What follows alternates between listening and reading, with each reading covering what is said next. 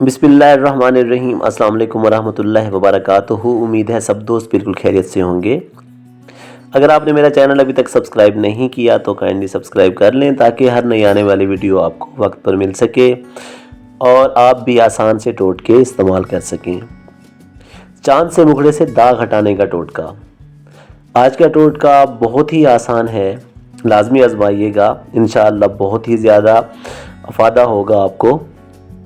चेहरे के दाग धब्बों को दूर करने के लिए हल्दी में सरसों का तेल मिलाकर चेहरे पर कुछ अरसा मुस्तकिल मिजाजी से लगाएं, लेकिन आपने हल्दी खालिस लेनी है या खुद ही अगर घर में पीस लें लेकर तो ये सबसे ज़्यादा बेहतर है।